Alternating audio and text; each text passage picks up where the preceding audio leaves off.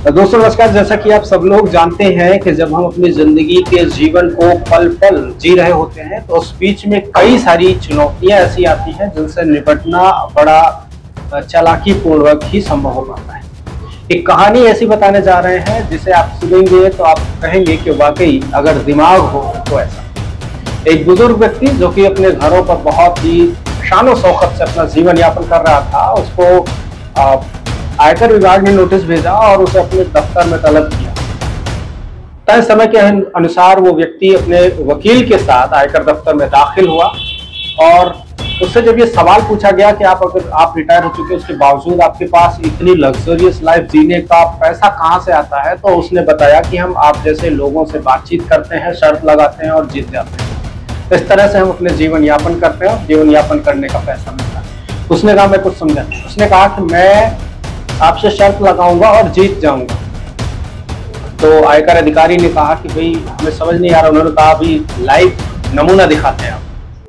तो उसने 1000 रुपए की शर्त लगाई और उसने ये कहा कि मैं अपनी आंखों को दांत से चबा सकता हूँ। आयकर अधिकारी बोला ये तो बिल्कुल असंभव बात है, कैसे आप चबा सकते हो? उसने कहा भाई शर्त लगाओ। उन्होंने लगा दिया, डन।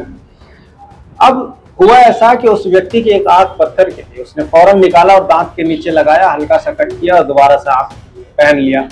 अब वो हैरान रह गए आयकर अधिकारी महोदय। उन्होंने 1000 रुपए दिए निकाल के। फिर उसने 2000 रुपए की शर्त लगाई। उन्होंने कहा कि अगर इस पे भी भरोसा नहीं है तो एक बार फिर लगा लो।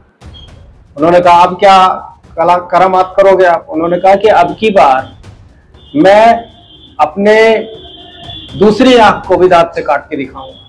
अब आयकर अधिकारी का दिमाग चकरा गया। उसने कहा ये तो बिल्कुल असंभव है, मैं 2000 रुपए की शर्त लगाने को तैयार हूं। उसने जैसे ही शर्त लगाई और अब की बार उसने अपने नकली दांत को निकाला और आंखों के ऊपर हल्का सा प्रेस किया और दोबारा मुंह में डाल के पहन लिया। अब आयकर महोदय जो बिल्कुल चकरा गए, उनका दिमाग ही काम नहीं कर रहा था।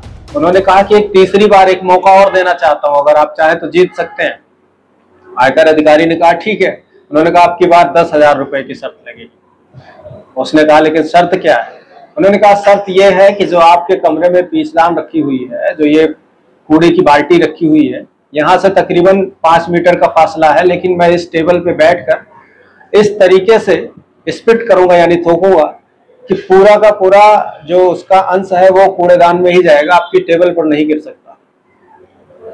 अब वही डिस्टेंस देखी उन्होंने कि इतनी दूर है और ये आदमी कैसे इतना कॉन्फिडेंटली कह रहा है। उन्होंने कहा ये काम बिल्कुल हो ही नहीं सकता है। अब जो आदमी के साथ वकील आया हुआ था, बुजुर्ग आदमी के, वो वकील घबरा गया।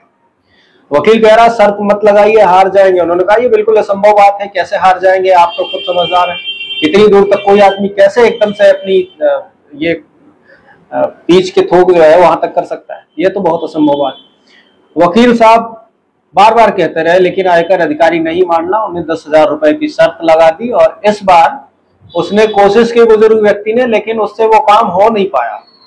आयकर अधिकारी की पूरी मेज थूक से लाल हो गई, पान के पीक से वो पूरा मेज लाल हो गया और आयकर अधिकारी बहुत खुश हुआ। प्रसन्न मुद्रा में उन्होंने जब वकील की तरफ देखा तो वकील बिल्कुल मुरझाई हुई नजरों से उसे देखा। उसने कहा कि क्या हो गया भाई, ये तो कर ही नहीं पाया, तो बहुत कॉन्फिडेंस में था, 10,000 रुपए हार गया। उसने कहा तेरी 10,000 की पड़ी है, इसने मुझसे 50,000 रुपए का शर्त लगाया था कि मैं आज जो है आयकर अधिकारियों की टेबल को थूक से लाल कर दूंगा और वो खुश हो जाएंगे, इससे दुखी बिल्कुल भी नहीं होंगे, नाराज बिल्कुल भी नहीं होंगे। तो इस तरह से आप देख सकते हैं कि किस तरह से एक व्यक्ति अपनी चालाक मानसिकता से, इस तरह से आप देख सकते हैं कि व्यक्ति कैसे अपनी चालाक मानसिकता से अपनी बुद्धिमत्ता का प्रदर्शन करके लोगों के सामने खुद को सर्वश्रेष्ठ साबित कर सकता है। ईश्वर ने बुद्धि इसीलिए दी है कि हमें अपने मत का प्रयोग, अपने दिमाग का प्रयोग बहुत सोच समझ कर करना है। उन लोगों के सामने वैसे ही पेश आना है जो जितनी चालाकी हमसे कर रहे हैं।